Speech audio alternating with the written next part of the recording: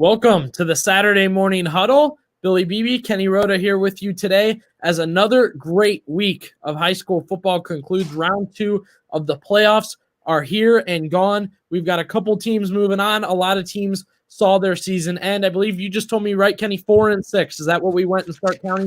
Yeah, here's what we had yesterday, Billy, and then we'll get to your game, which has a team moving on with teams in Stark County or surrounding Stark County. All right, last night we had 10 teams. Division I, Region 1, Jackson at St. Ed's, McKinley at Mentor. Division 2, Region 7, we had Canal Winchester at Massillon, Columbus DeSales at Lake, and Hoover was on the road at Westerville South. Division 4, Region 13, we had Akron Buchtel at Northwest. That's the game I did. We'll get to that a little bit later. Canton South on the road at Beaver Local. Struthers was at West Branch. Division 5, Region 17, Fairless was on the road at Perry and Lake County. And in Division 6, Region 21, it was Canton Central Catholic playing at Mogador. So those were the games that we had yesterday in the regional quarterfinals. Great. So a lot of stuff happening there. Let's get to our games. You talked about it. We had full coverage again last night. Derek Failo was at Massillon doing social media. He'll join us at 10:45. We've got Dan DeGeorge coming up in a couple minutes. The Lake Blue Streaks, a winner yesterday, Kenny, 13-7. That's it. 20 total points in that one. It was a tight game all night long. I'm going to start you off with this. Opening drive, Lake, they set up, couple passes, couple here's and there's, and then Matt Solberger breaks a big one just like he did last week late. He did it early. Solberger with just one carry so far. Here's his second. He'll get to the right side. He's got room. Hits the 50. He's loose. Solberger. It's end zone time. Matt Solberger for the Lake Blue Streaks into the end zone. I like it, man. I liked it. He crossed the finish line. He did the arm movement like he was crossing the finish line in a race. That was pretty sweet. I know. It hurt me after. I thought my call should have been he Lake Blue Streaks into the end zone. That's crazy. I'll have to remember that if we do another one of their games. After that, it becomes a defensive battle. Nobody's scoring. Nobody's touching the red zone. It was 7-0 Lake at half. Both teams, Lake specifically, we'll get to it. Their defense named our player of the week. Their entire defense, terrific. They caused 6 fumbles. They recover 3 of them. It's back and forth. We go to halftime 7-0. It was odd, Kenny. You could kind of feel DeSales gaining momentum out of halftime. They put together a great drive. They come out, they score on Lake. It's 7-7. We get into the fourth quarter. I'll talk to Coach DeGeorge about it. Again, it was a 4-quarter, 4-style game. Every quarter was different for them this week until late after the quarterbacks really struggling to deliver the ball. We had overthrows, underthrows, throws behind, interceptions, all that. Finally, Cale Jarvis gathers himself, gets himself together. Dylan Snyder wide open. Take a look at this. Solberger in the backfield. Time to throw. Jarvis going deep. Snyder's wide open. Caught it! 20, 10, 5, touchdown, Dylan Snyder. Jarvis finally delivers on the pass. A sigh of relief for Cale Jarvis, and that might have just sent Lake to the next round. That was right on the money. I read in the paper this morning where he had missed a number of those, and you even said there were off-target throws and everything, but Dan DeGeorge kept coming back to the same play, and finally it worked, and that proved to be the difference offensively. Yeah, and I can't stress enough. We'll mention it to Coach DeGeorge. Same pass had happened on a similar drive. Cale Jarvis overthrows him. Snyder did a dead sprint into the end zone. You could tell he was stressed out. He's doing dunks he's really taking his time to come back to the huddle because I think he was stressed. At one point, Coach DeGeorge is no longer giving plays to his quarterbacks. I think they were a little frazzled and he was just trying to change it up, mix it up. The receivers are getting the plays. So that gives them a 13-7 lead. They missed the extra point. One more shot for DeSales. They come out. It's 4th down and 15, Kenny, and they get something out of it, but Lake doesn't let it stand. Take a look at the game-sealing play. 4th down and 15 here. Knowles under pressure immediately. Steps up, taking his time, lobbing it downfield. Man open, caught on the loose. Ball's out. Lake will pick it up at the 30. Unbelievable. The Blue Streaks, Ty Miller returning it at the 45.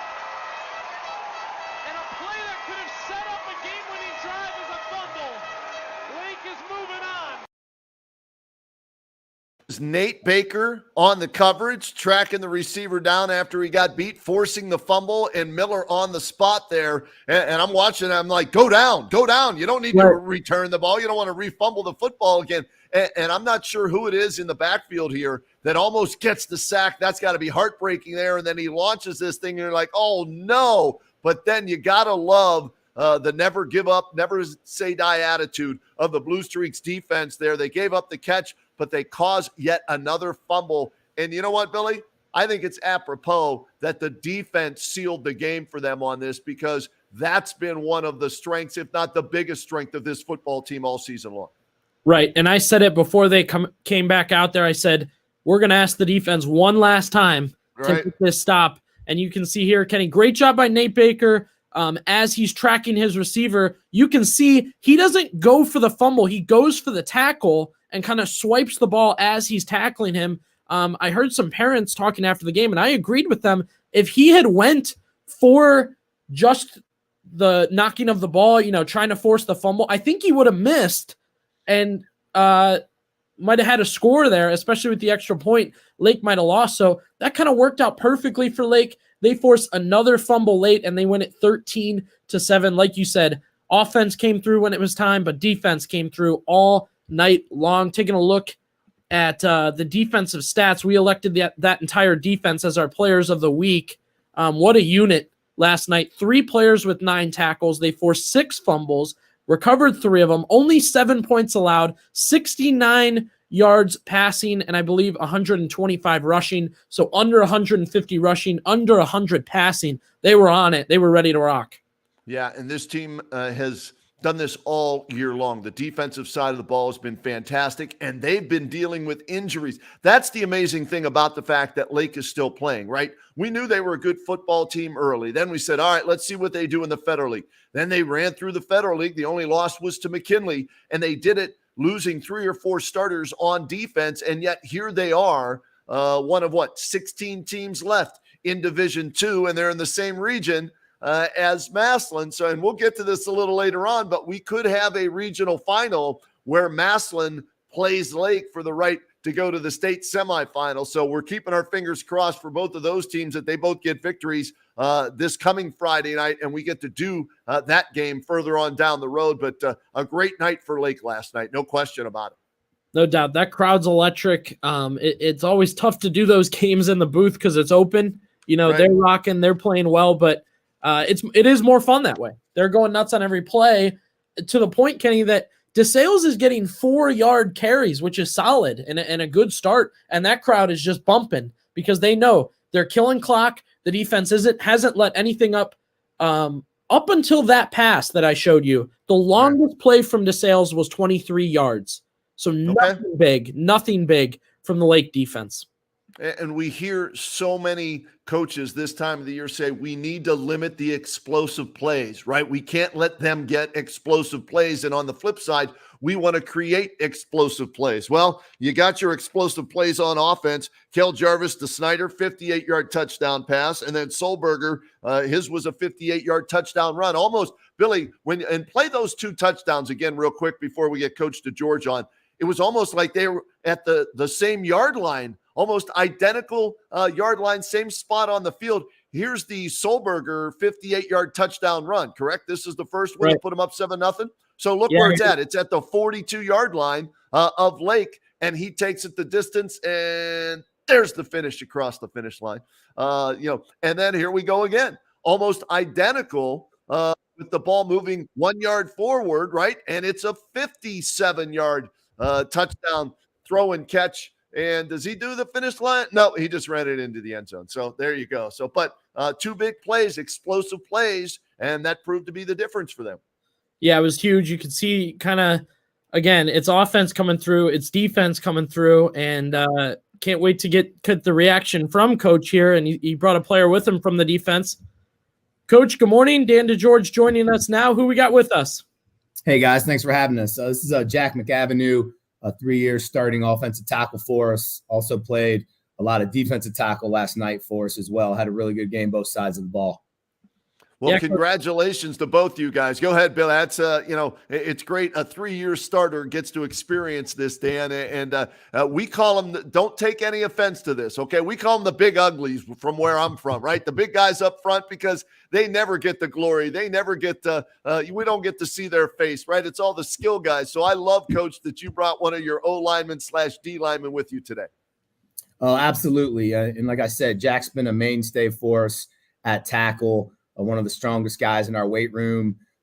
Offensively, he's been a big part of what we've done the last 3 years, and we're so banged up defensively. We had him play a lot of defense last night as well, had 5 tackles, did a great job taking up some double teams so our linebackers could make tackles as well. So Jack's pretty tired this morning, as he should be. Oh, yeah.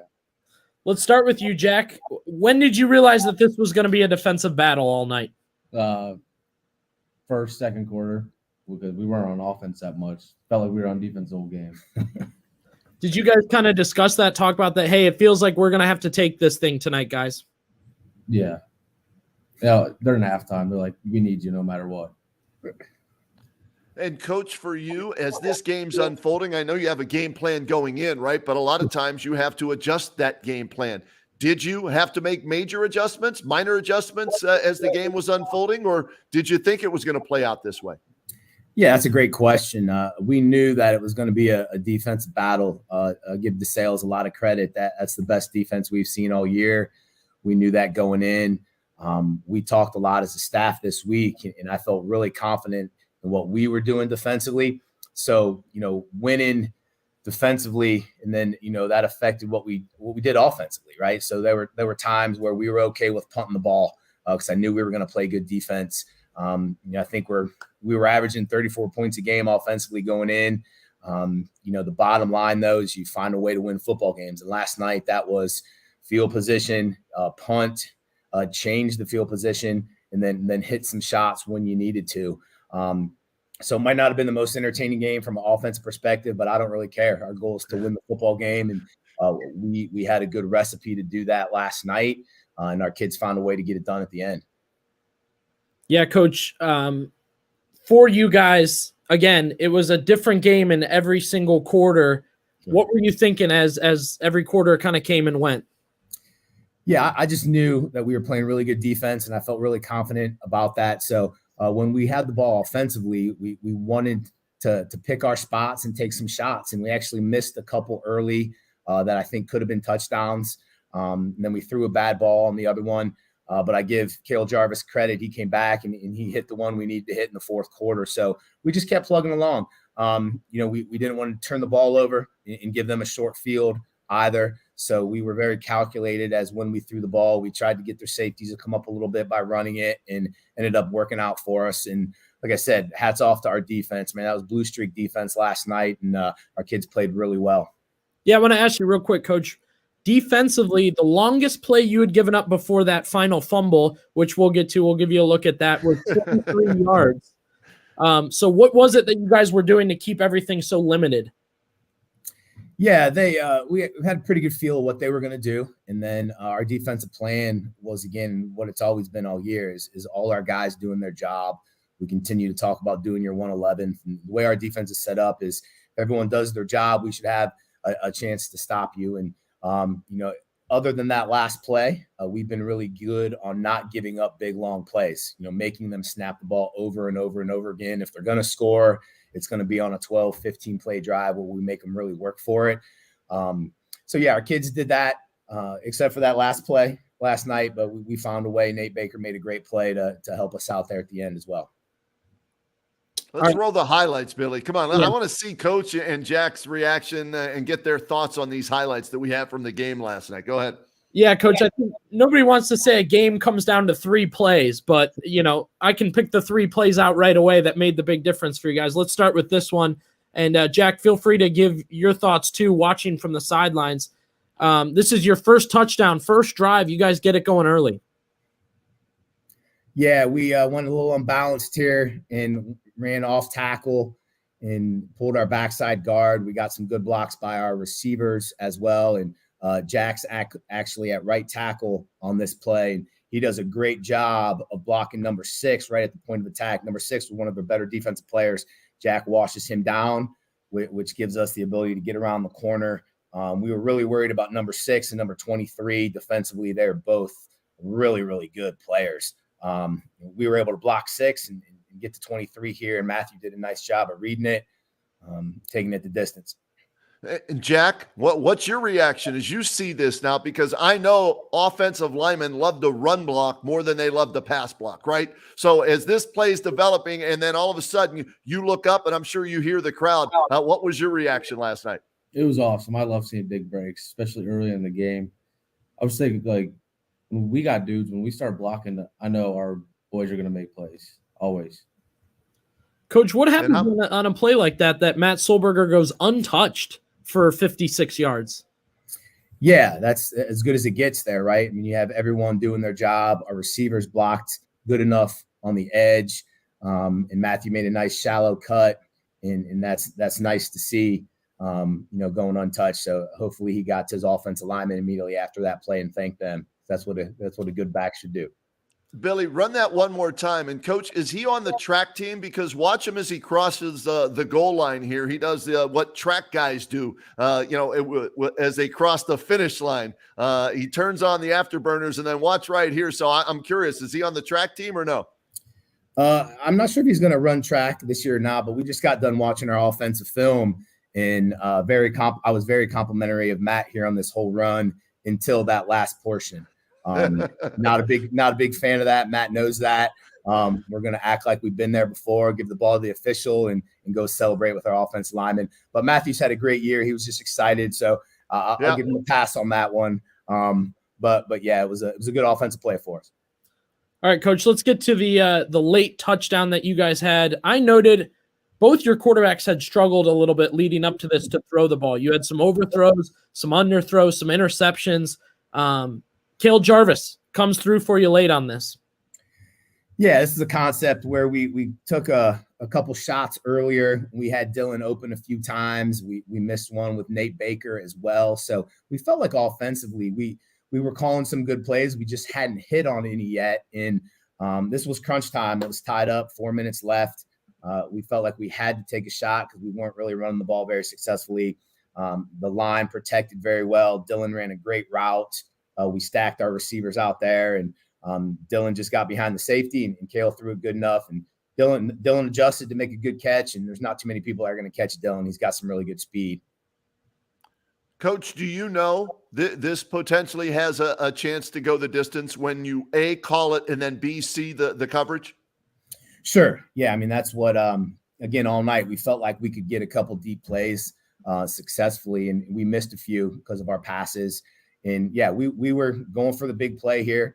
And like I said, if we get a one-on-one matchup with all three of our guys, Dylan Snyder, Nate Baker, Ty Miller now, who's back finally healthy, we have some weapons, more weapons than we've ever had outside offensively. So I think we've had more long touchdowns this year throwing the ball than maybe we've had collectively in the last 10 years. We've been more run the ball, go 18-play drives, things like that. But some big plays offensively have really helped us. And that all started with great offensive line protection there on that play.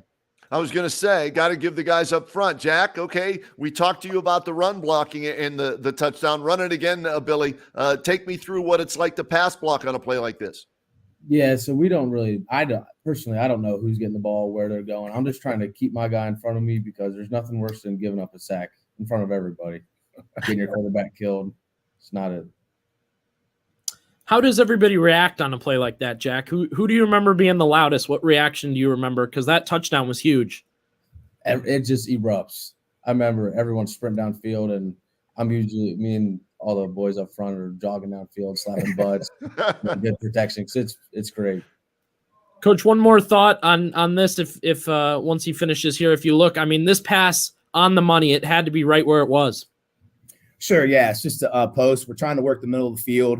And he throws it away from the backside corner as well. So Dylan's able to run and get it and continue sprinting as he catches it. So yeah, again, that was a play where started with the offensive line protection, great route by our receivers, excellent throw by our quarterback, and then Dylan finished it off with his speed. All right, let's get to the emotional roller coaster here to finish. this final play on 4th and 15. They get this big pass from you guys. Sure. Yeah. Missed the chance for a sack there. And then we were playing a 2-deep sort of coverage, and Dylan Snyder played really well all night, sort of jumped an underneath route, which enabled that backside post to get over top of him. In that situation, we got to stay back, and he knows that. But Nate Baker, hustling to the football. We work on that every day with our defense. Don't give up.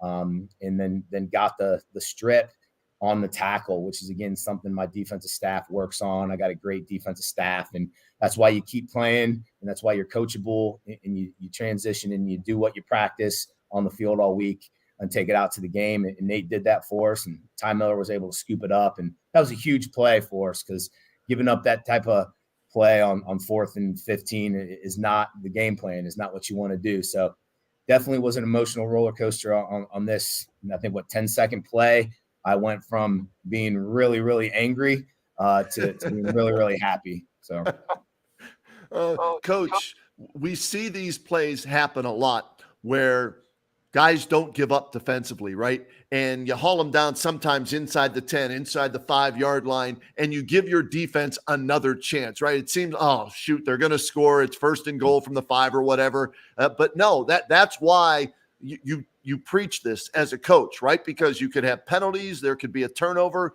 not to give up on a play, even though you might have been beat. No, absolutely. That's a great point. We do a pursuit drill with our defense every week, where we make everyone run to the football multiple times, talk a lot about making them snap the ball over again. And that's the whole premise of a good defense. If you have guys hustling to the ball no matter what, making them snap the ball over and over again. Even if you tackle them on the 2-yard line, they still got to go 2 yards.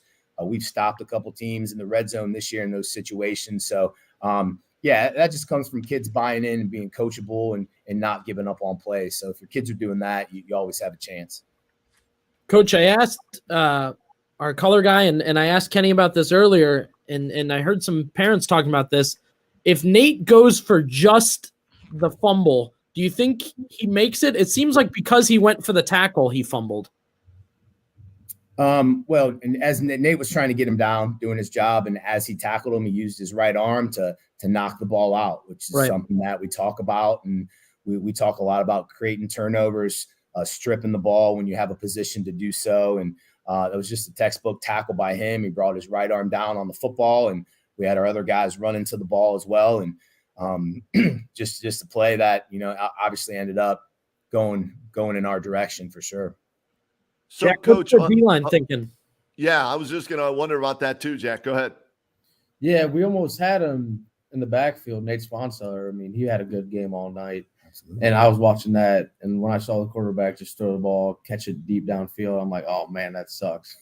And I pick it up, and he's running. I couldn't be happier because we got the ball, and then, the rest is history, as they say. Hey, Coach, so do you go from almost the sack, the excitement, oh, no, the completion, oh, excitement again, the fumble recovery, and then, oh, no, just go down because we don't need you to fumble the ball on the return? Were you going through all 4 of those? Absolutely. Yeah, once I saw Ty had the ball, just trying to survey the field, what he had in front of him. Ty's pretty athletic. Wanted him to secure the ball and get us to a point where we obviously had good field position, and then we could go out and hopefully run the best play in the game, and that's just kneeling down in the victory formation, and we were able to do that. And a lot left to do, Coach. You move on to the next round. We thought maybe a chance at Hoover. Instead, it's Westerville South. What's the change going to be like? The biggest thing that's going to change for you guys is neutral ground, no longer at home. Before you talk about hitting the road, what was a Lake Blue Streak Stadium like this year? You and Jack, what did you think? I'll let Jack go first. Oh, yeah. I love it. I love our stadium. It's great. There's nothing like playing at a home game. Our fans are great. I love our band. Our announcers, amazing. It's just great.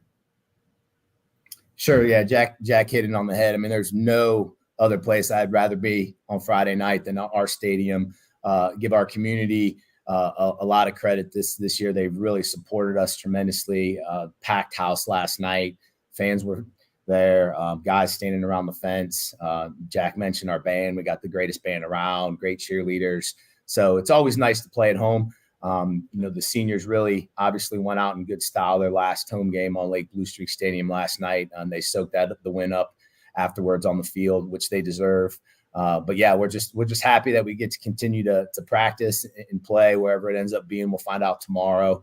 Just excited about the opportunity to keep playing football.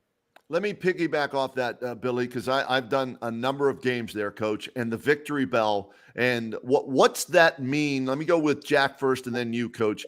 For you, Jack, your last game, right? You're a senior, correct, Jack? Correct. All right, so your last game as a Lake Blue Streak at that stadium was not only a victory, but it was a second-round playoff victory, and you got to ring the victory bell there. What did all that mean to you as you're walking over there as the victory bell's getting rung? Oh, it's great. It's a big thing around here. We all cherish it. Every year, at the beginning of the year, he always talks about it. We all get emotional. It's a big thing around here. Yeah. And Coach, for you, what's that mean to you? Sure. Yeah. Being around that victory bell, 9:30, 10 o'clock on a Friday night is awesome because that means you got to win, which is important. But more importantly, what's cool is our cheerleaders come down, our fans come down. We ring the bell. Not one person says a word, makes a sound. It's a pretty special moment. The bell is dedicated to Darren Dutton, one of our captains from the 97 team that passed away, unfortunately. That team went to the state championship, and Darren was a great player, great leader, but more importantly, man, just an awesome kid and a true blue streak. So his legend carries on for sure. That's great.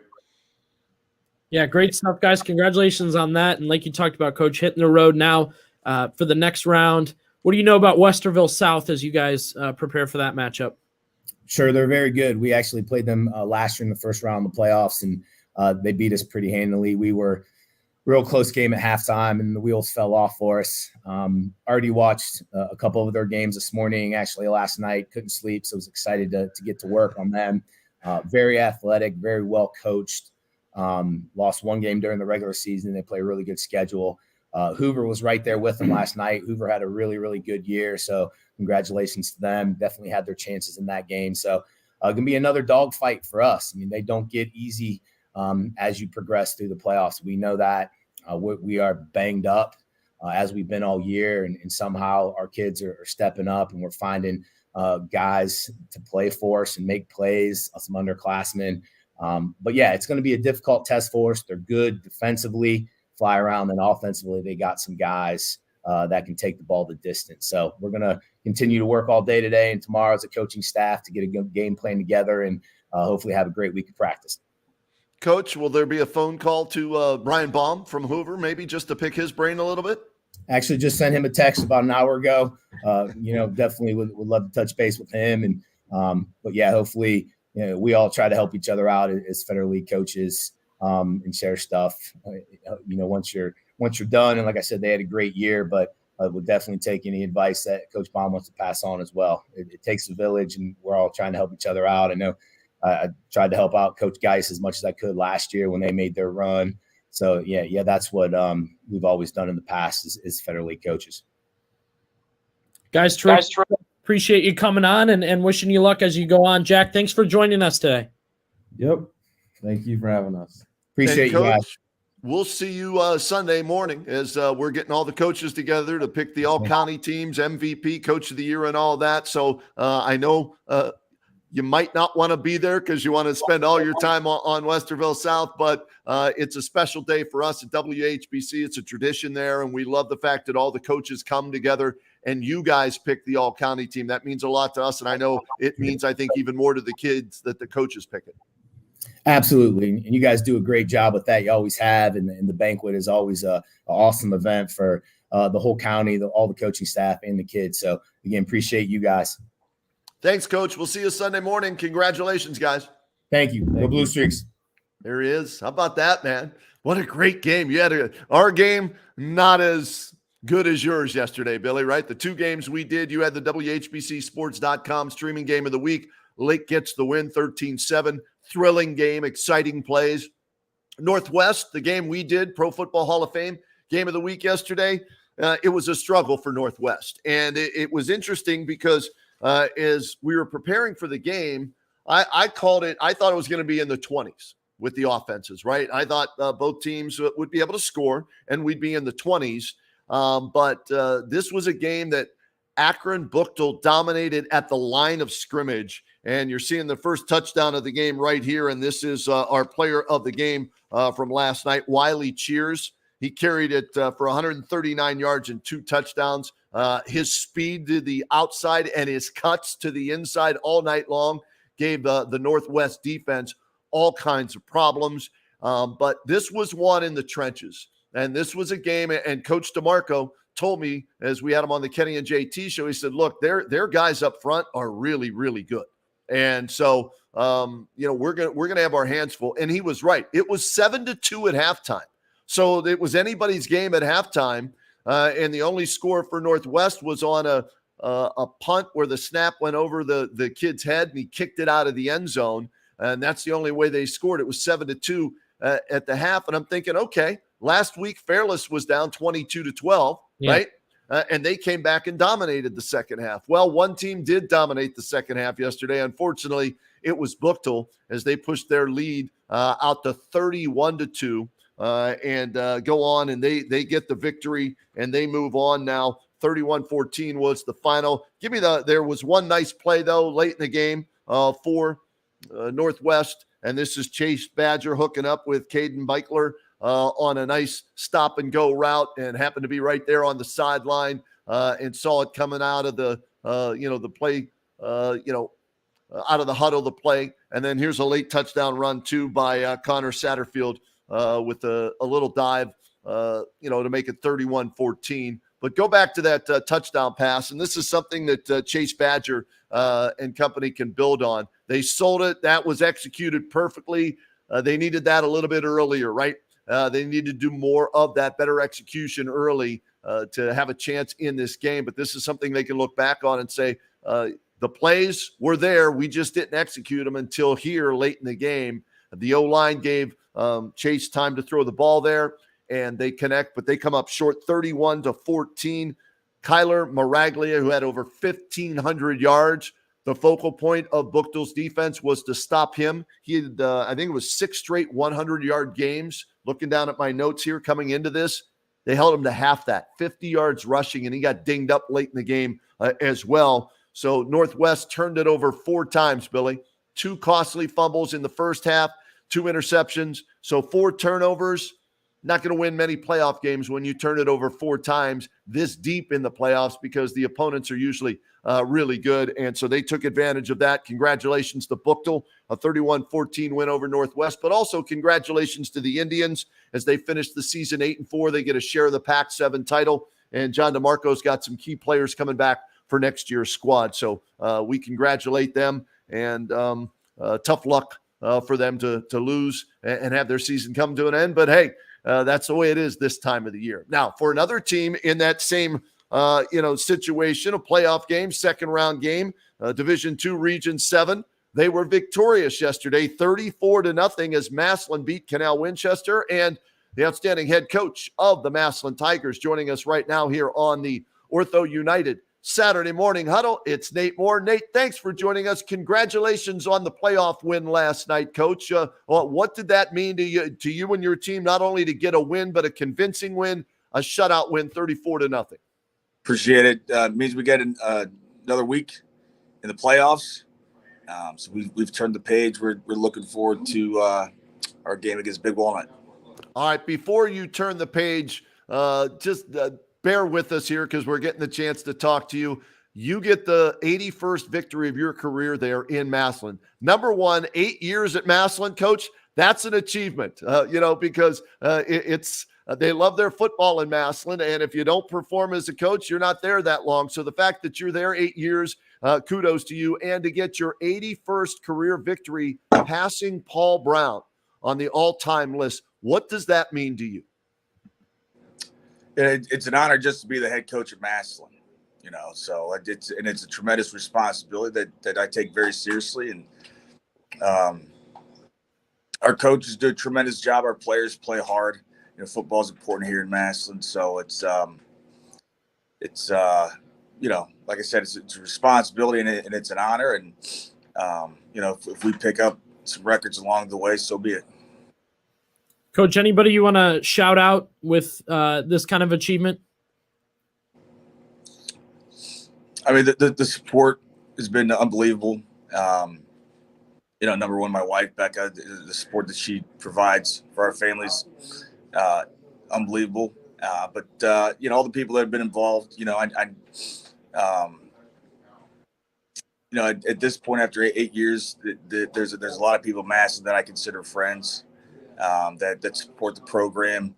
It's a long list, but I guess I would say especially thank you to all of our booster club presidents that I've had the last 8 years. They've all been tremendous, and they allow us as coaches to do the things that we need to do for our players without having to worry about the finances.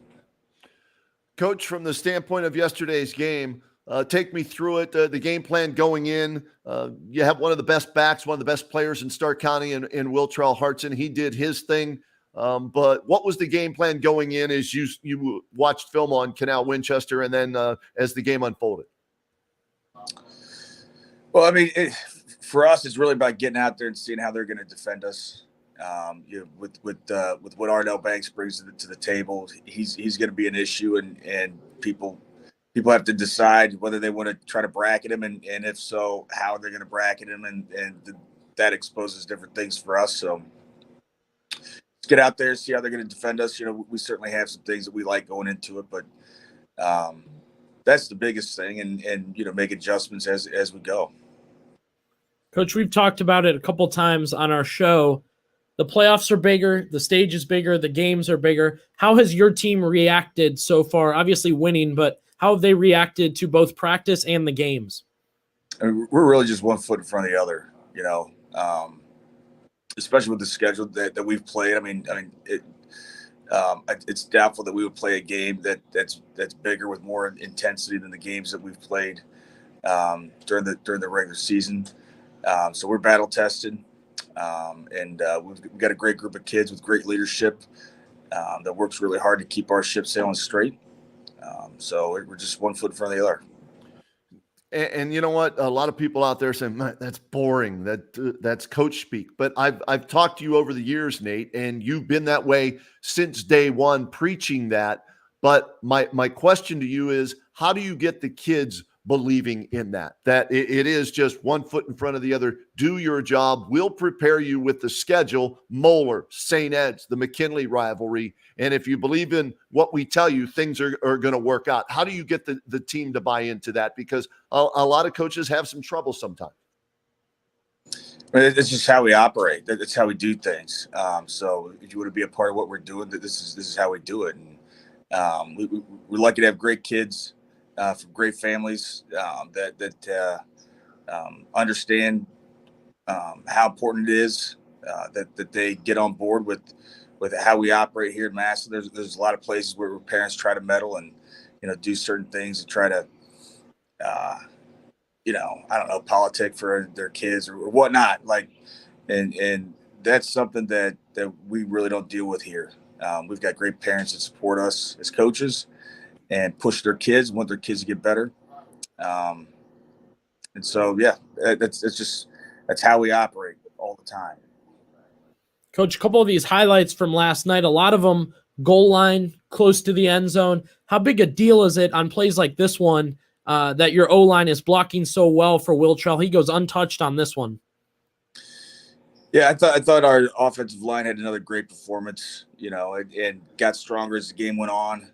And really grinded against a defense that had some good players, but really put a lot of stress on you in the run game just because of the amount of bodies that they have close to the line of scrimmage and all the pressures that they're going to bring. And so I thought it was a great performance by our offensive line and our tight end group and fullbacks, and the running backs ran really hard. Our receivers blocked, and quarterback distributed the ball well. So, Coach, is it when you're watching the game and you have a back with the talent of Wiltrell Hartson, Do you know it's just a matter of time before he's going to break one because of how important the line of scrimmage play is at Massillon? Is that something like what we just need to keep going to the well because eventually something's going to pop with him?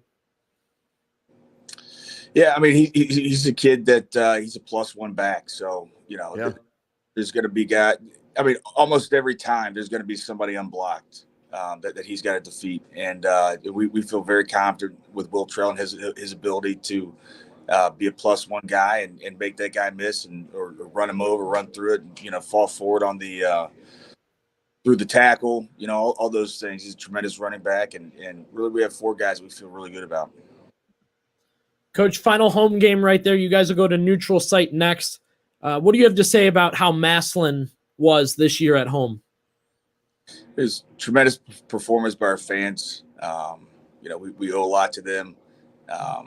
The support that we get and that our players get on the field is unmatched. And to Tiger Nation, let's take the show on the road. I don't know where we're going yet, but load up those RVs, pack your coolers, let's go. You'll find out on Sunday where you're playing, but you know who you're playing, and that's Big Walnut. And you played them last year. I think you beat them 38-0. I'm guessing you probably looked at some film or talked about them already this morning. How are they different this year than they were last year?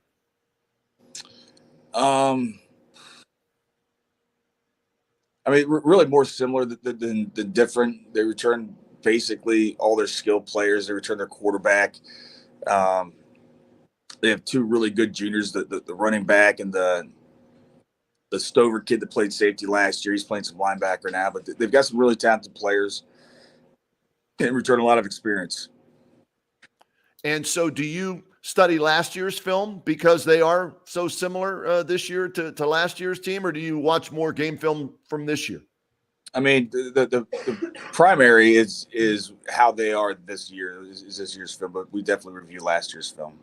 Well, last question for you here, Coach. You guys looked great going into last night's game. We know how much of that is preparation. What does a week getting ready for a playoff game look like for you guys Monday through Friday? How much time you got left on this?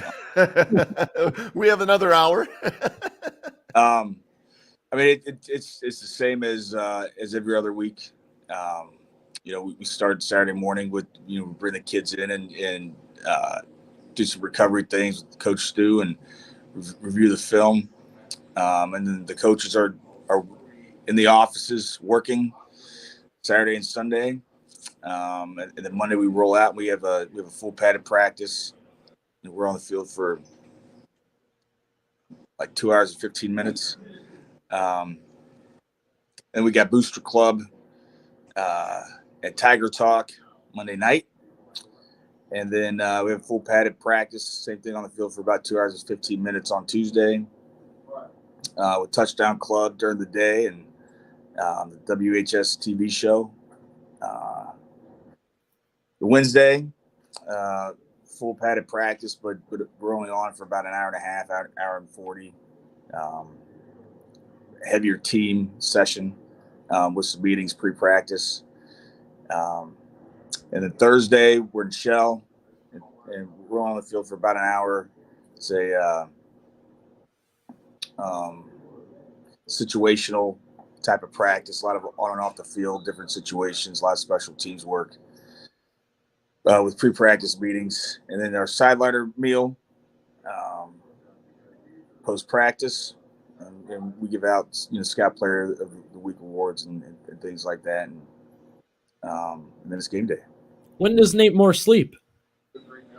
Oh, I sleep like a baby. I'm in the weight room 5 a.m. Monday, Wednesday, Friday with Coach Stu and the boys, and we're getting after it for about an hour and a half. So when it comes time to go to bed, and when my head hits the pillow, I go to sleep. Yeah, you put all that work in. I can understand that totally. Hey, Coach, congratulations on the playoff victory, advancing to the next round on the 81st victory, setting the record there. And we wish you the best of luck this weekend, all right? You bet. Thanks, guys. All right, there he is, Nate Moore, all-time winningest coach in Massillon football history. That's pretty impressive. 81. And I said to him, he's Billy, 8 years at Massillon. That's a long time, man, especially in the more modern era, because if you don't get it done, they're looking for somebody else to bring them a state championship. And Nate's been there a couple of times with them. They've been close. And maybe this is the year that they finally get it done, right? That they get that first ever playoff state championship, because they haven't won one of those. And Nate knows what it takes. He won one elsewhere. So he's the right guy for that job. And he's done an excellent job with that program on and off the field. I know they're very happy with him there, with what he's done on the field, off the field. The team GPA, I think they had maybe an all-time high with the team GPA. I saw banners up for that, or signs up for that as well. And his players love him, and he's got a good coaching staff to work with as well. And that's a big part of it too. Yeah, I was talking with George Bazika last night, and he's breaking down the history of Massillon and the coaches, the records, and he just finished off and said, Nate's done well. He's done what's been asked of him. The community loves him. He loves the community. You heard him talk about, Kenny, how many people he thanked, how many people he know put work into a long week of football that leads to a 34-0 win. It's nice he got to kind of celebrate last night. I wasn't sure if they would just, focus on playoffs and kind of move forward and get past this real quick, but it seems like they had a great night kind of celebrating Nate, but still celebrating the team and everything he'd done. He said, Tigers country, let's get ready to roll. I thought he was going to say Tigers country, let's ride. I was for that, but Hey, they're still playing. That's the biggest thing. Right. And, Big Walnut, they're probably going to be pissed off from last year, right? That they got shut out. They got beat 38-0. So they've got revenge on their minds. And that's something I'm sure Nate might use as a motivating factor. Don't take these guys lightly, because we beat them last year as badly as we did. But it's going to be a good matchup for them. And of course, Lake and Westerville South. And should Lake and Massillon win, then we're going to see those two go head-to-head for the regional championship in D2 Region 7. So that's what we're hoping for, as we were with all of our teams in Stark County that were in. We wanted everybody to win and go as far as they could. Well, we're down to 4 teams, and we'll get to that here in a little bit. But we'd love to have an all-Stark County matchup in D2 Region 7, the Blue Streaks and the Massillon Tigers. That would just – I'm not sure where that one would be played, but I bet you it'll be a sellout if it is. Yeah, I mean, we should probably just play it at the field behind Timken, right? That seems like it'd be fun to neutral ground it over there. And I know we have a guest now that was at the game last night to break it down a little more. Our guy, Derek Failo. Derek, good morning. Morning. How you guys doing? Hey, we're good, man. Great game last night, obviously, for the Massillon Tigers. No doubt about it. They get a shutout victory, Derek. You got to witness it. Take us through from start to finish, basically, why they were so effective and why they were able to pitch the shutout and get the 34-0 win. I'm telling you what, guys, it was a game that started out and it seemed like it was going to be a close one. It really did. I think Canal Winchester got the ball first, yes. And, they ended up punting, but it was just kind of one of those long quarters. And it wasn't until, I think, 3 minutes, 49 seconds left in the first quarter, Ardell Banks passed the ball 32 yards, or I'm sorry, Jalen Slaughter passed it to Ardell Banks for the touchdown. That put him up 6-0. A kick no good by Nolan Hendricks. That was an issue. I'll talk about that here in a little bit. And then it was the Will Trail Hartson show. Came up big. I know you guys talked about it, but his first touchdown, 6-yard run you're looking at right here. Again, the Vinnie Keller kick was no good. So that puts them up. They go for 2 and they end up going up 14-0. Halftime 20-0 score. Third quarter, Will Trail Hartson scores his 3rd touchdown on a 34-yard run with 2:22 left in the quarter.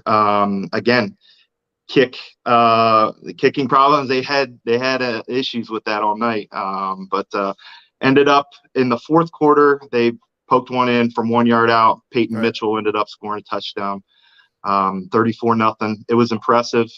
Guys, listen to this. They held Canal Winchester to 62 total yards of offense. Wow.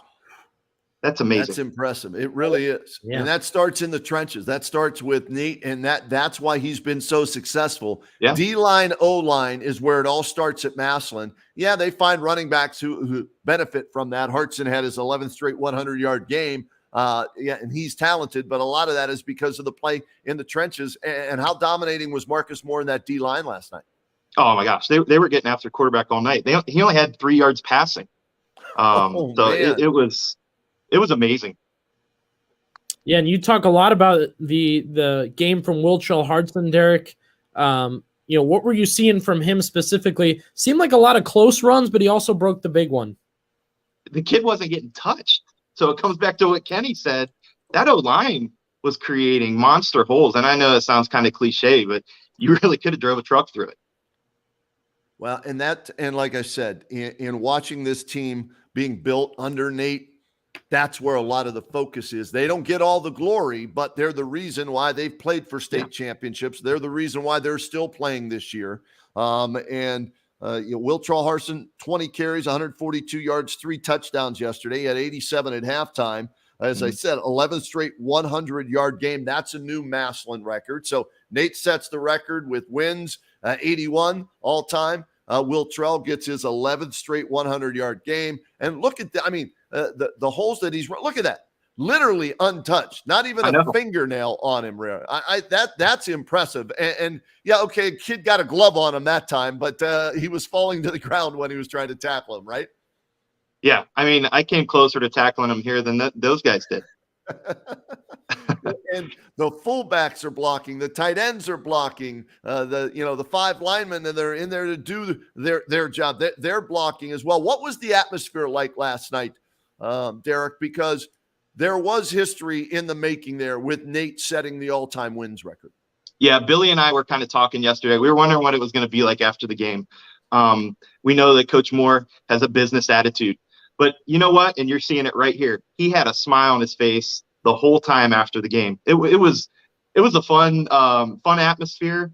I really think that Coach Moore, I really think it meant a lot to him. Talking to him after the game, the levity of that guy on the big screen up there, Paul Brown. That's a big name. So I think it really had a big effect on Coach Moore. It did, and he was even smiling this morning. So Massillon's gonna put the work in. Obviously, that there's no doubt about that. But I'll tell you this, when it comes down to putting that work in, but enjoying it, they were last night. I could tell. All right, Derek, let's take off your reporter hat real quick for a second. Put on your coaching hat, your local coach hat. Poochie, very good again yesterday for Canton South. He was great. I saw the pullover, the CS Canton South pullover. Go ahead, Billy. I'm sorry. I saw that out of the gate. No, that's good. I was talking with David Held today, and he asked me about Poochie, and I just thought, not often can one player run a whole offense. Not often can one player feel like they're winning games. It takes 11, and we know it takes 11. We're not going to take any credit away from anyone else on that team, but he really is guiding them to wins. Am I wrong? No, I'll tell you what. Here's what I'm seeing, especially over the past 3 games.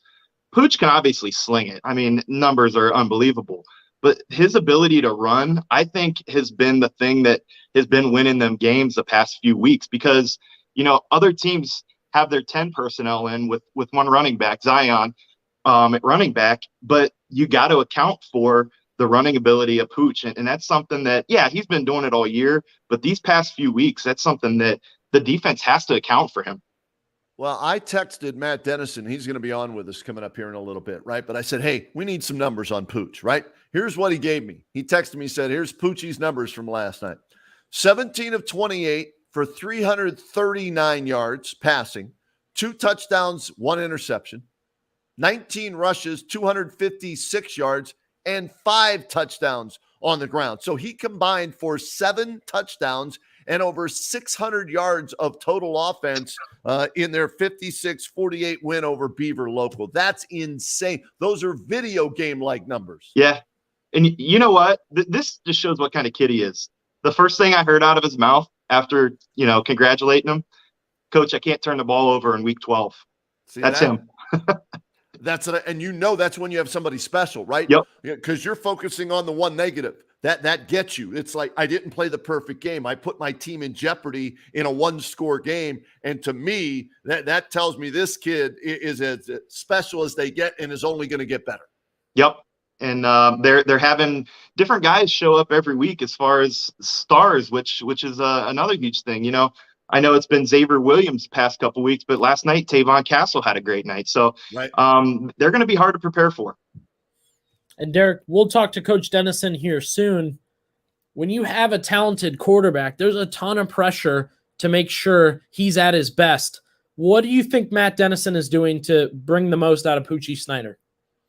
Honestly, I think Coach Dennison is doing a great job of just letting Poochie play, letting him be Poochie. And, it's obvious he's a great kid, obviously, but he's also a great leader, and the team just follows that lead and that cool and that calm. And I think we're seeing it now. So I guess to answer that question, Billy, it's just letting Pooch be Pooch. My math is a little off. He didn't quite get 600 yards of total offense. Let's see here. I think he ended up with like 591 or whatever it was. So I apologize for my Baldwin. Derek and I are both Baldwin Wallace grads and everything. So math wasn't our strong point. You were sick that day. Yeah. For you, Derek, doing the games with Frank and Coach Elmer Sheets, as well as Bob Jeffries, what do you remember about this year doing the TV games? What's going to stick out in your mind as we're into week number 13 of the season, and you're going to be covering some games for us? No more TV, so covering some of the other games. So what stands out for you with working with Frank Salonen and the guys? One is great weather. Guys, we had a great season. I'll tell you what, that was great weather. And thanks to you, Kenny, some great food. Okay. You're welcome. But let's talk football here. I was very impressed by the quarterback play in Stark County this year. I know it's something coming into it that we knew was going to be a positive, but man, we had some good quarterback play. And just to be able to see these teams compete each week, it's so fun. I love being a part of it. But at Stark County football, it's by far the best in Ohio. It's so fun to be a part of. And I don't know. I'm excited to see what these teams can keep doing this year. Great stuff, Derek. Thanks for coming on with us. I know we have a lot of football left, and you're having a lot of fun on the sidelines this year, both on TV and last night you were just on the social media game. Yep. Thank you, guys. You guys are doing a great job with this show. Thanks, man. We appreciate that. We'll be in touch. And great job last night there out at Massillon, Derek. Thanks, buddy. Derek Failo checking in, part of our TV crew. Does a great job with them and helped us out last night. Had to have somebody there. It's history in the making there at Massillon, and able to bring that to you last night on social media. And we'll actually show our viewers. I'm used to saying listeners. We'll show our viewers here on the Ortho United Saturday morning huddle the interview he did with Nate right after the game, because we had Nate on and it's great to talk to him, but a little different, immediately after the game and the atmosphere and everything like that. So we'll replay Derek's interview with him coming up a little bit later. We're going to have Matt Dennison on, the head coach from Canton South, here in a few minutes. But before we get to that, got to go through some of the other games that were played last night. We mentioned 4 teams won, 6 teams lost in Stark County. St. Ed's, the defending Division I state champs, Billy, they shut out Jackson 42-0. It's a good St. Ed's team. I don't know if they're as good as they were last year, but still a very good St. Ed's team. They led 35-0 at the half. Jason Davide, 22 carries, 67 yards. He had an outstanding year. He's going to be on that all-county team, in my opinion, at running back, as he scored over 20 touchdowns, over 1,000 yards rushing. A good first year for Jay Rohr there at Jackson, taking over as they finished the season 6-6. Lucas Eckerman, the freshman quarterback, he got a taste of what big boy football was last night, going up against St. Ed's, and he was 5 of 10 for 20 yards passing, had 24 yards rushing, but a bright future for him. So a nice season for Jackson in the first year under Jay Rohr. Boy, a tough one. I think all of us were hopeful yesterday that McKinley could go on the road and playing Mentor for the second time this year, get a victory. Yeah. And they almost pulled it off, Billy, as they were up 14-13 with 1:10 left as Keaton Rohde with a big touchdown pass with a minute and some change left to put them up 14-13. But give Mentor credit. And they were able, under Matt Gray, the Steve Truisano, the longtime coach, retired a couple of years ago. Matt Gray and his team didn't give up. They were able to find a way to win the game, come back, and Scotty Fox to Nick Jarris, a 21-yard touchdown pass with 12 seconds left. And McKinley falls at Mentor 19-14 after losing there earlier in the year, 34-21. So a tough way to end the season for the McKinley Bulldogs. They started with a loss at Mentor. They end it with a loss at Mentor. But, man, that one's going to hurt for a long, long time, thinking maybe you have that baby won, scoring with 1:10 left and giving up the touchdown with 12 seconds left. Well, yeah, I was talking with David Held about it this morning. Let's go to Jackson, then McKinley. Kenny, these are long seasons, right? 12 weeks, months. Really, we said what? You start getting ready in July.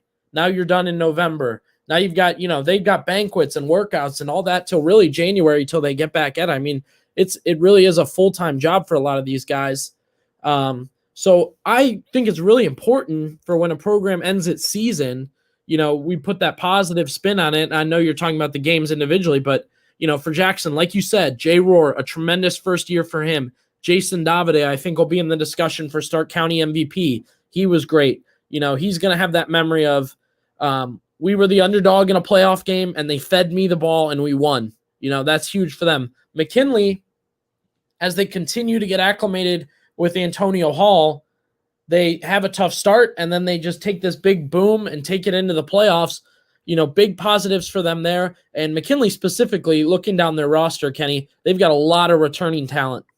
Yeah, Keaton Rohde, huge for him to get some playoff experience as the main guy. Threw for $160 yesterday and 2 touchdowns, and it looked like maybe the game-winning touchdown. But the defense unable to make that stand up, and they lose 19-14, 0-4, right, start, and they finish 6-6. So they go 6-2 the rest of the way, and their losses were to Massillon and Mentor. And those are 2 teams that are still playing in the playoffs. So that's the point you have to drive home if you're Antonio Hall to your team. But you also want to drive home, hey, we were close, guys. We were right there. Okay, remember Al Pacino, the inches? You got to get those inches. Well, in a game like this, 12 seconds. Okay, not inches, seconds. 12 seconds away from advancing to the next round of the playoffs. So a nice job by Antonio Hall to turn this season around after the 0-4 start. And like you said, a lot of kids coming back. And I got to give a shout out to St. Ignatius. How about this coming? We talk about Mentor coming back down 14-13 with a minute left. St. Ignatius was down to Cleveland Heights yesterday, 42-14 at halftime. Chuck Kyle, the legendary Chuck Kyle. What did they want? 11, 12 state championships under Chico. His nickname's Chico, right? 42-12 at halftime. St. Ignatius comes all the way back in the second half to get the 50-49 win over Cleveland Heights in, you ready for this? Chuck Kyle's last year, he's retiring. So this is it. So they didn't want to send him out yet with an embarrassing loss yesterday as they were down 42-14 at the half. He now has 377 career wins. How about that, Billy? Yeah, tremendous. And I have a friend that works with the Ignatius Athletic Department. I think they'll be pleased to hear that we're talking about them, but everybody's talking about them. Like you said, what a comeback. They've had a McKinley-like season, Kenny. Not quite the 4 losses in a row, but they've just kind of been up and down, but big wins here, big wins there, and that's a huge one, right? That's a beating St. Ed's style win, for like Massillon has. That's a momentum carrier and a second shot at the Holy War, a second round, 44-6 the first time. But you game plan, you got a second look at them, and now a second shot for Ignatius to kind of come in and try and take down St. Ed's. And how they won the game, Billy, speaks volumes about Chuck Kyle, right? They give up a touchdown to fall back by 7, 49-42, right? So they come all the way back, they tie it up, And then Cleveland Heights takes the lead 49-42. Heights kicks the ball off. 85-yard touchdown return on the kickoff to make it 49-48. And Chuck Kyle looking at his guys going, we're going for two. They go for two. It's a little flare pass out to the right side. They get the 2-point conversion. They win it 50-49. Holy War round 2 this year. Chuck Kyle's record in the Holy War, 26-17-1 against St. Ed's. But he's lost 5 in a row. You don't think his team would like to get him one more win before he retires against St. Ed? So they're going to have that opportunity in the D1 playoffs. So congratulations to Chico on win number 377 and that unbelievable comeback. That was, I know that's not a Stark County team, but it was a hell of a story yesterday. We talked in D2 Region 7 about Massillon winning 34-0. Lake 13-7. We broke that game down over DeSales. Hoover, hell of an effort yesterday, but they come up 6 points shy, 27-21. They lose to Westerville South. They led at one point, 14-7 in the second quarter on touchdowns by Luke Grugulo and Brady Sullivan. But Westerville South able to put together after that 20 straight points to take that 27-14 lead. And then Hoover came back, made it 27-21, but couldn't get over the hump. Luke Roach, 14 carries, 63 yards. Zach Brocker, 10 catches, 195 yards. Carson Derlin, 1 touchdown pass, 1 touchdown run. I think he threw for 278, ran for another 30 yards. So a nice game by him, but they come up a little bit short. But I think if you're the head coach at Hoover, Brian Baum, with what you lost from last year's team as outright Federal League champs, to come back and finish, 8-4 this year, and get that playoff experience for some of these younger kids like a Mason Ashby who had 5 more catches yesterday. That's an outstanding season for Coach Brian Baum and the Vikings of Hoover. Yeah, I got to agree. And a lot of what they did, easier said than done, right? They lose players. Oh, let's lean on Carson Derlin to get better. No, he actually got better. Let's let Luke Roach have an electric senior year. Done. Let's let Mason Ashby play, kickoff return and offense. Done. He was terrific this season. Let's see if we can rebuild that defense in a new image, not just lean on the D-line, but make it a complete defense. They did it. I think he can do it again next year. Again, that's another coach we're talking about. The program, the players, the parents, they love him. He's doing a great job over there. And, not even naysayers, Kenny, but just that question in the air. Can Brian Baum rebuild a team on the fly? Can he? That question's been answered. No need to ask that question anymore. Exactly. All right. He's been there 8 years, so he's done a nice job of an outright Fed championship playoffs the last 2 years. So no doubt in my mind on that. So congratulations to Coach Baum, and he probably will get that phone call from Dan DeGeorge to, hey, what worked against the Westerville South? What should we be prepared for against Westerville South? And that's what I love about these coaches, and we're all going to get together Sunday for the all county teams, right? The coaches pick it. So it's great to see all those guys in the same room, and we're looking forward to that on Sunday. A couple of other playoff games to mention that didn't go our way in Stark County, unfortunately. D5 Region 17, Perry of Lake County. And I was surprised by this. I knew Perry was good. I thought Fairless would give them a better game. Perry of Lake County 35, Fairless nothing. No points with that high-powered offense from the Falcons. So they finished the year 9-3, a tough way to end the season. Braden Richards ran for 168 yards against Fairless and 3 touchdowns. And they turned it over at least twice in the game. Fairless did. You can't do that. It hurt them the previous week. They were able to overcome and beat Orville. Another good season, though, for Ajay Sarbal. You talk about building a culture and building a program. Back-to-back 9-win seasons, the most ever in school history. First playoff home victory this year, and I got to be in the middle of the ring of fire, last week to experience that win. And I love what AJ's doing there. A step further this year than last year. Baby steps. I know, painful at times, but they went further than they did last year, and that's what you want to continue to do. Every year, go a little bit further.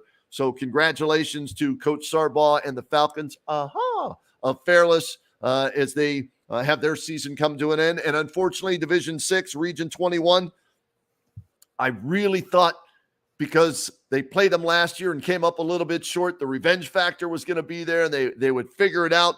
But Central falls to Mogador at Mogador 19-14 last night. And it was an uphill battle all night long, Billy. They fell behind 14-0, right? And that's just so tough on the road in the playoffs against a good team. They come back, make a game of it, but they lose 19-14. Jack Talkington, 21 carries, 110 yards, and a touchdown. Dan Boron, 6 rushes, 49 yards, and a score as well. They made a game of it with 6.5 minutes left. They were down 5, but just couldn't get that game-winning touchdown. And unfortunately, it's 7-5. Jeff Lindensmith and the Central Catholic Crusaders have their season come to an end, 19-14 on the road at Mogador last night. Yeah, that one hurts. You talk about a Pacino speech. Tucker last week. I think I was at the gym all week saying one more rep for Mogador, just right. like he was. And, like you said, he thought they had a good chance. We thought they had a good chance. But again, the positives, right? Jack Talkington, it was a heck of a player for Central Catholic. Another name I think we'll hear for Stark County Player of the Year, playing 2 ways. They had some exciting games, some great plays. So a big year for them overall. And a big game last night. We already talked with Derek about Canton South. We talked to Poochie. Now it's time to talk with Matt Dennison, the coach of Canton South. Coach, good morning. Thanks for jumping on with us. And congrats on the win last night. Well, thank you. It's a good day. It's nice when you're getting ready for a game when it's a teen week. Absolutely. No question, Coach. I'll do some math here. 4 carry the 1. 104 points on the scoreboard last night. So my first question to you going into this one, did you figure it was going to be a shootout? I knew we could score on them. Right. I was hoping they wouldn't score as much on us, but they've got their quarterback's a Division I recruit. They have the fastest kid in Ohio at tailback. They're part of the 3. I think 3 of they either won the state in the 4x1 or placed like second or third in the 4x1, and 3 of those guys were playing last night. So we knew they had some team speed. We knew they were a good offensive football team. So we knew it was going to be a tough for us. And once the flow of the game started, we knew that it was time to buckle up. Where it's going to be a ride. Coach, we were discussing Poochie earlier. His numbers, tremendous. Every time that offense hit the field, when you're play calling, when you're going over your scheme, is there something in your head that says we got to make the most of Poochie out there? Well, yeah, absolutely. He's the guy at the throttle. He's the guy that is it makes it all happen. And now as we're getting into the playoffs, and you're at a 1-game season each and every week. The things that he can do that you kind of back off on in the regular season to save his body a little bit. It's all out. He is now playing some corner for us. In fact, he had a huge tackle on a 4th down and stopped their quarterback 1 yard short of a first down that led to us getting a 2-score lead. Actually, he's the kid that I think hurt the kid's ribs. Wow. And he, in the design runs, a little bit more design run for him, which, you see when you design some runs for him, he runs for over 200 yards. The final score, 56-48. Canton South improves to 9-3. They beat Beaver Local. And I'll give the numbers that Coach gave to me on Poochie Snyder again from last night. These are fantastic in a playoff game. 17 of 28, 339 yards passing, 2 touchdowns.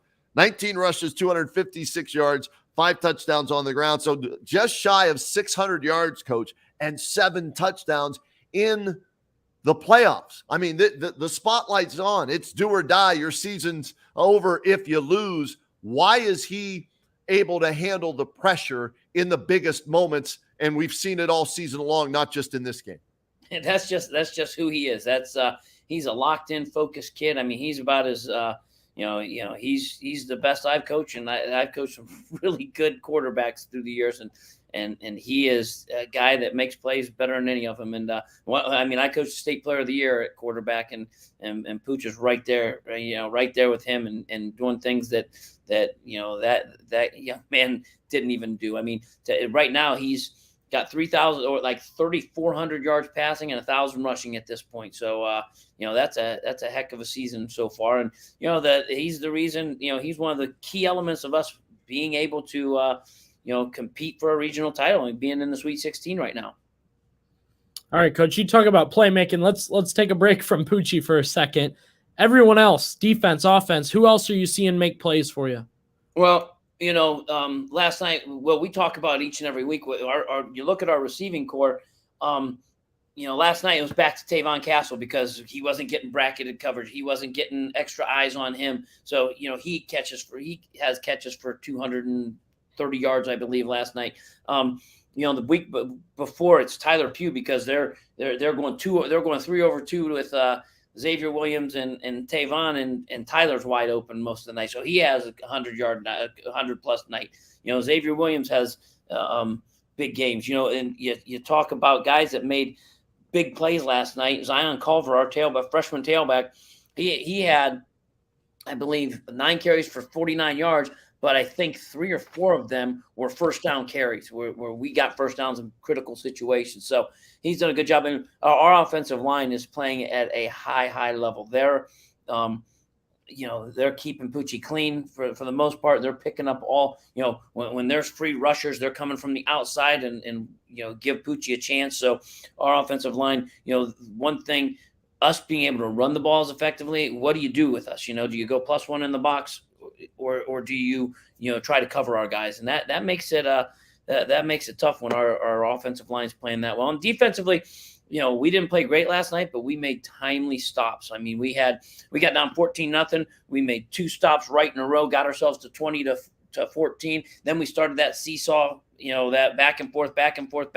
And then they made two huge stops in the fourth quarter to get us a win.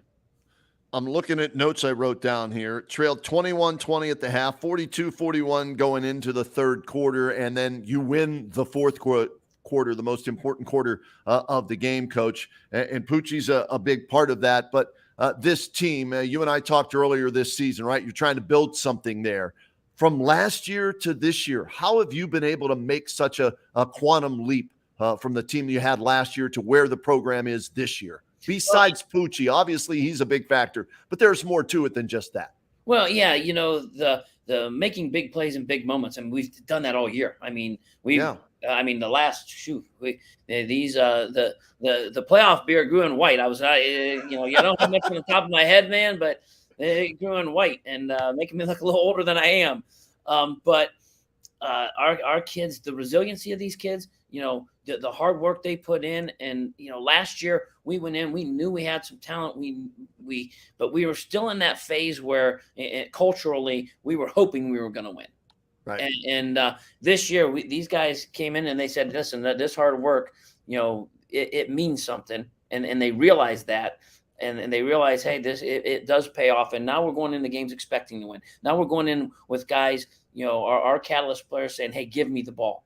And we've got a bunch of guys that we can go to on any given time. I mean, the biggest play of the night was a Tavon Castle pass to Jordan Fitzgibbons for a 2-point conversion. And, Poochie, somebody said Poochie had 70. They tallied up. He had 74, that fantasy football points last night. But right. I came back and first thing I told Poochie last night was that Tavon has a better passing rating than he does. He didn't throw an interception. He got the 2-point conversion completion, right, Coach? That's right. Oh, happy to have Matt Dennison with us here on the Ortho United Saturday morning huddle. Coach, what do you know about your next opponent? I know nothing about Jefferson area. They're 9-3. You're the 7 seed. They're the 6 seed. It's a neutral site. So what do you know about them? I'm sure you're already looking at film on them. Yeah, not a whole lot. We get back at midnight last night. I was up at 5. I watched a little bit of personnel this morning. I'll know a heck of a lot more about 4 o'clock this afternoon. Okay. And, but they're a good team. They beat Girard last night, who had knocked them off earlier in the year. They beat Poland, and then Poland, they knocked off Poland 14-13 in the first round.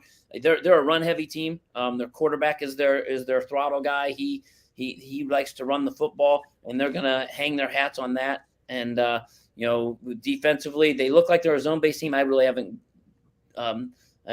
taken a deep dive yet.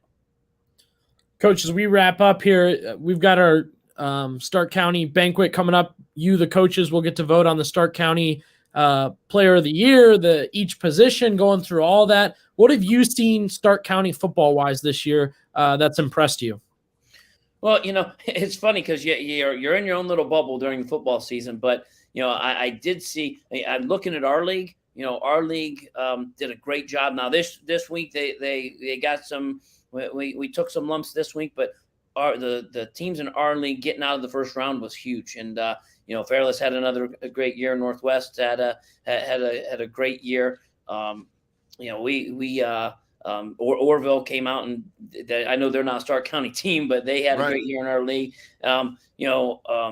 Congratulations to Nate Moore. I mean, that's something that the record that they said would never, ever, ever be broken. People are going to make sure it wasn't broke.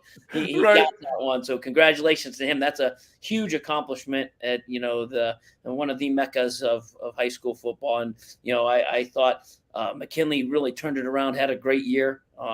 Coach Hall did a fantastic job turning that thing around and getting them a playoff win this year. So, Lake's still there. They're still fighting. Coach DeGeorge does a great job. You look, the nice thing about Stark County, one of the things I'm glad I came here, I'm a Summit County guy, went to Tuscarawas County for a long time. Now I'm in Stark County. The level of coaching in this area and the level of commitment to football in this area is just is beyond compare.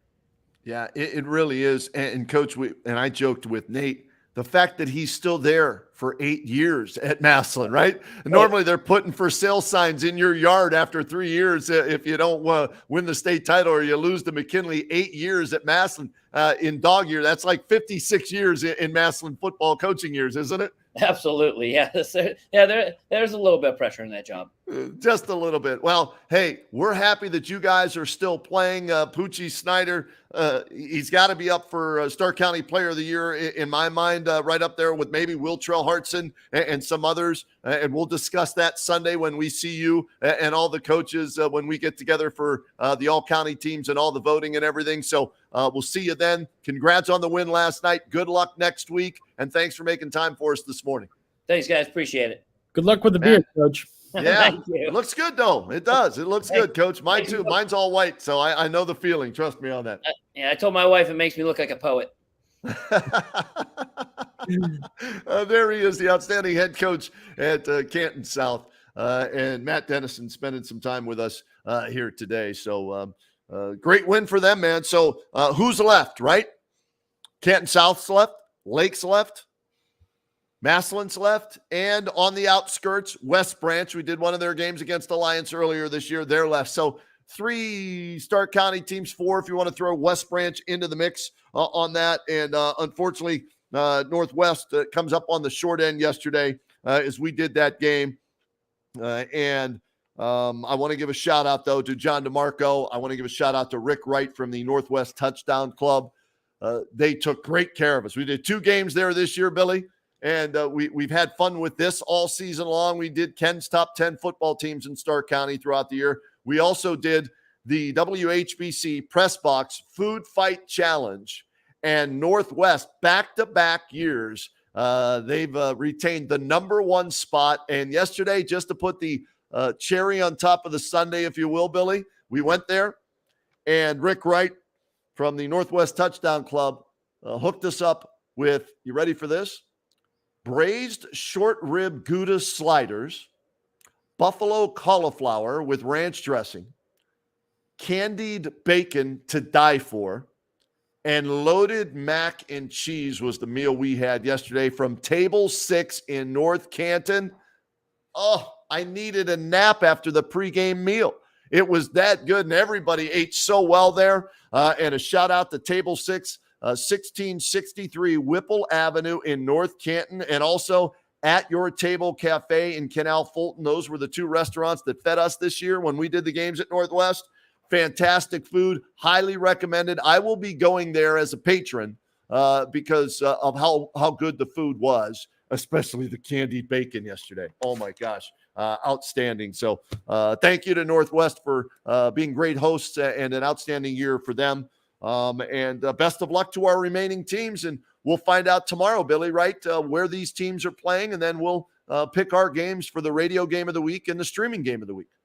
Yeah, I want to shout out Lake Athletic Director Brock Klein. He got us all the footage from today. That was great to break that down with Coach DeGeorge. And I'm also going to shout out Brock Klein and Lake.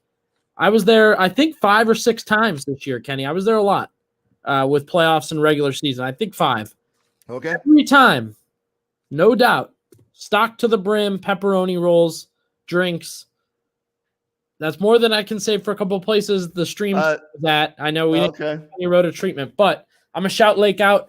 It was great to have these schools kind of see the huddle, identify what we're trying to do here, and either help us get coaches or coaches get players and audio and video and all that. So we've had a great season so far on the huddle, being able to break these games down. I thought today was almost a peak show.